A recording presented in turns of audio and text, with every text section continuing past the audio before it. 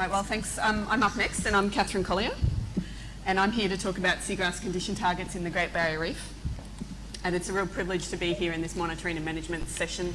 I think it's really exciting that we have a workshop focused on management and action.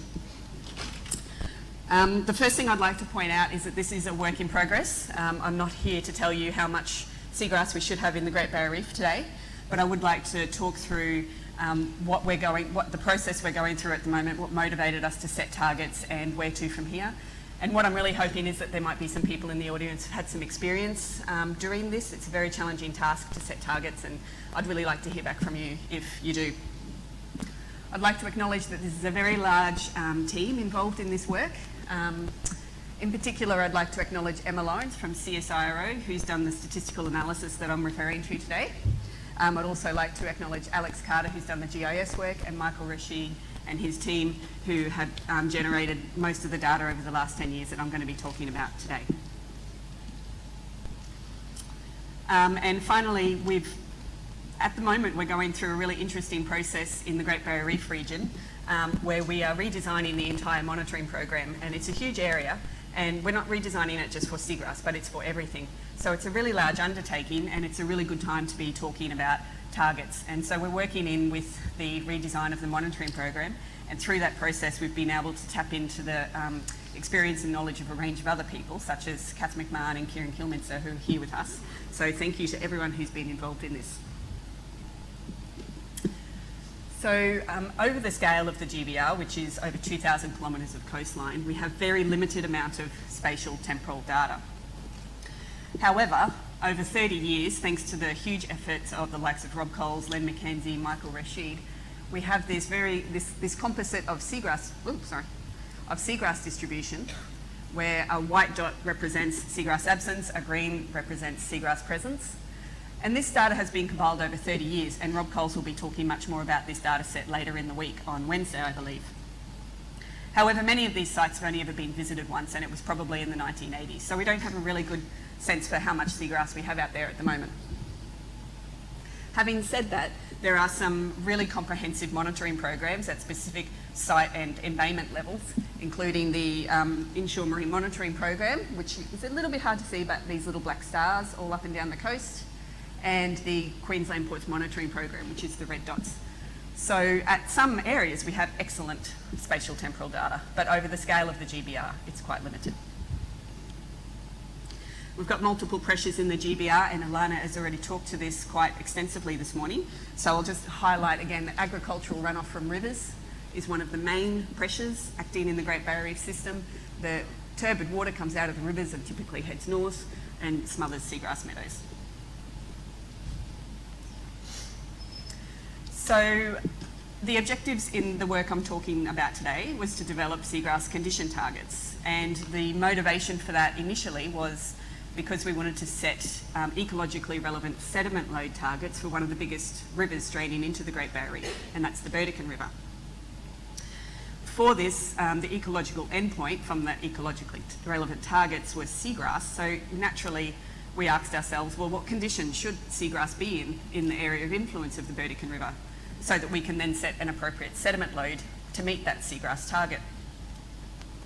However, as we went through this process, focusing on a not very small area, but relative to the scale of the GBR, a kind of a locals case study area, we were also asked by the Great Barrier Reef Marine Park Authority to consider setting condition targets for the whole of the Great Barrier Reef, which, given the limited data we can't really do at the moment, but we are thinking through the process of what we would need to do to be able to set those targets.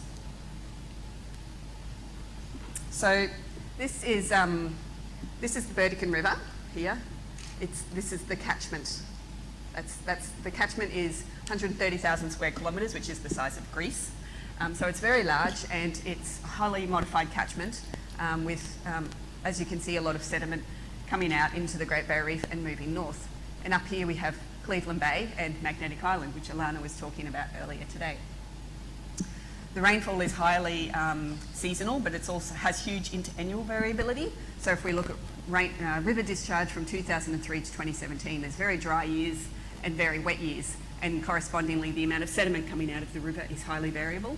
And the amount of light that we see measured in the seagrasses in Cleveland Bay. This grey line shows the average of the light levels in that area. Naturally, there was this very low period of light levels within the seagrass meadows at the time of high sediment discharge. So it has a huge influence on, that river has a huge influence on the seagrass meadows in Cleveland Bay. Michael Rashid and his team have been monitoring the seagrasses in Cleveland Bay for more than 10 years now, and it's provided a very comprehensive spatial data set within Cleveland Bay. And these sorts of data sets are really critical for answering the kinds of questions we're asking on targets, so we're very fortunate to have access to this data. So this represents a snapshot from 1 year. This is 2016, where the sampling occurred, but they go out annually and monitor the whole bay, or most of the bay. This just shows some of the habitat variability just within Cleveland Bay, a dugong grazing trail there through Halogely, an intertidal Halogely meadow, an intertidal Cymodosia meadow, a mixed community with Halophila spinulosa, a subtidal Cymodosia meadow, Halophila decipiens meadow, and this is an aerial shot taken from when they were doing the helicopter surveys over Cleveland Bay. You can see how expansive the seagrass meadows are over the intertidal flats, but of course it extends into deeper water as well. So we wanted to use that data that's been collected over the last 10 years to first work out, well, what are the variation in the habitats within Cleveland Bay, and let's use the data to tell us what habitats are there. So we use multivariate regression trees. This is the work by Emma Lawrence and co at CSIRO, where in this, the response to one predictor or one environmental variable depends on what happens higher up in the tree, which enables interactions between environmental variables.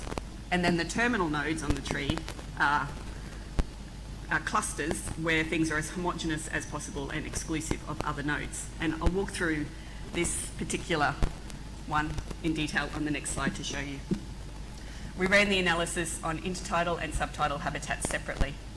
And we ran the models on mixed communities because it is a mixed, all of the meadows are mixed species. And that way we wouldn't end up with separate habitat models for different species. But importantly, in the GBR and in this system, we value all species and habitats equally. We don't have an end species target in mind. So we wanted to include all species within it. And the particular habitat classification here was based on presence-absence of each species, which enabled small biomass species to come out as important. And we excluded the years 2009 to 2012, which is the period when we had those really high sediment loads and the system was in a state of decline.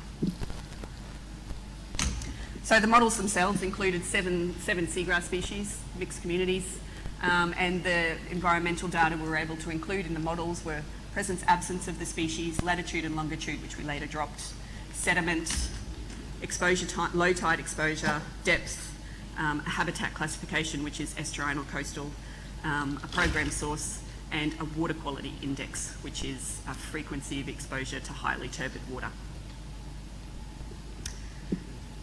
So then this is the habitat classification that we developed for intertidal habitats of Cleveland Bay using these regression trees. So as we step down through, each split is based on a particular environmental condition that differentiates the communities. And then we end out with these clusters of species at the bottom. So I'll just talk through those species for a moment. From left to right, in alphabetical order, is Cymodosia cerulata through to Zostera muelleri.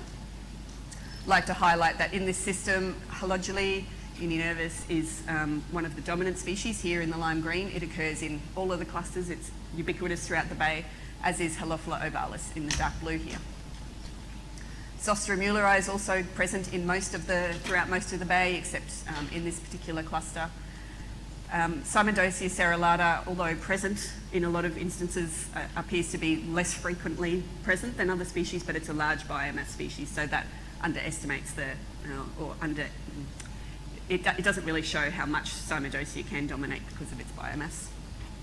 And then we see these little ones sneaking in here, Halophila decipiens, Halophila spinulosa, and Thalassia hemprichii, which is not very abundant in this part of the Great Barrier Reef. It's right at its southern distribution.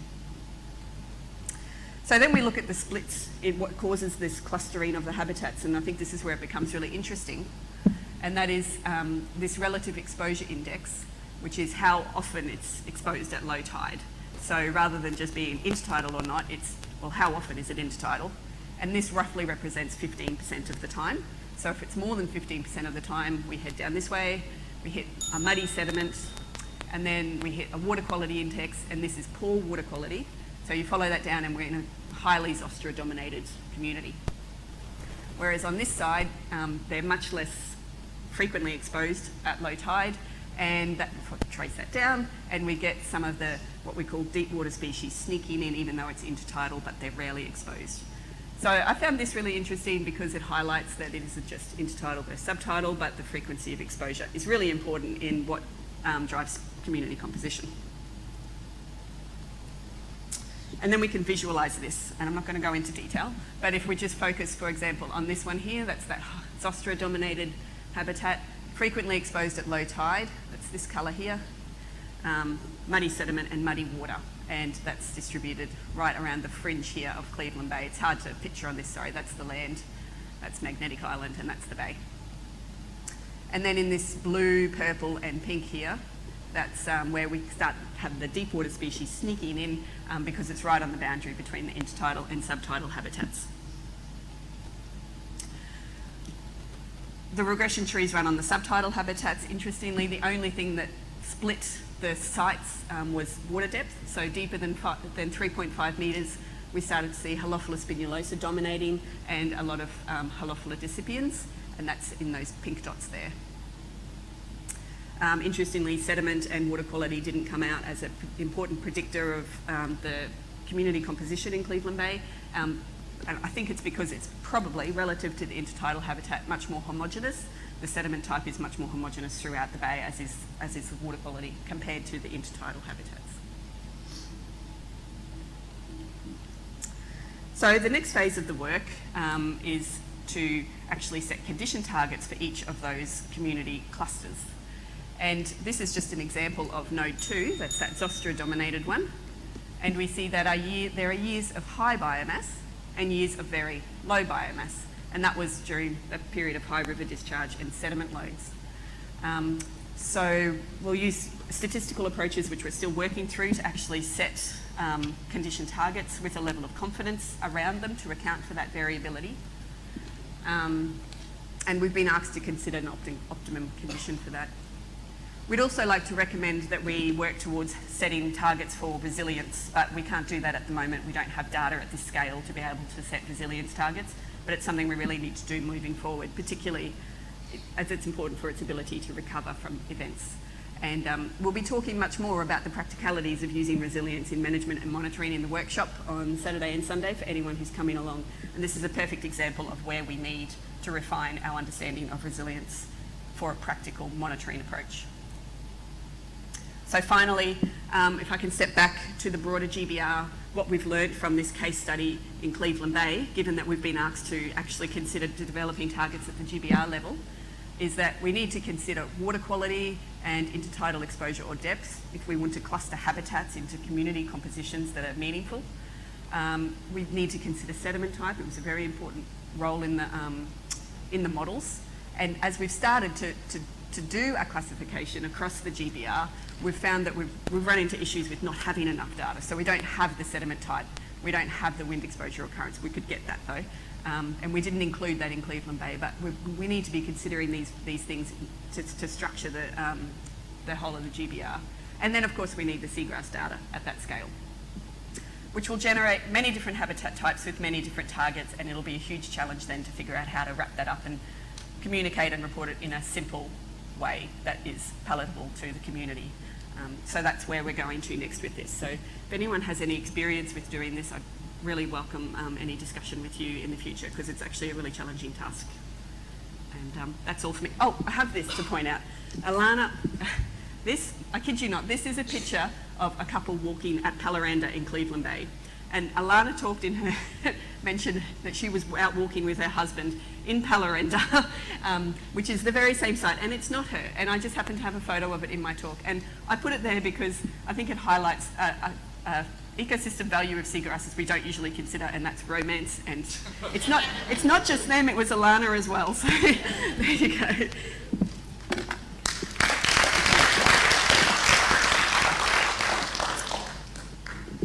time? No, sorry, no time. But I do really want to talk to anyone who would like to talk to me about it, so please come and find me. Thank you.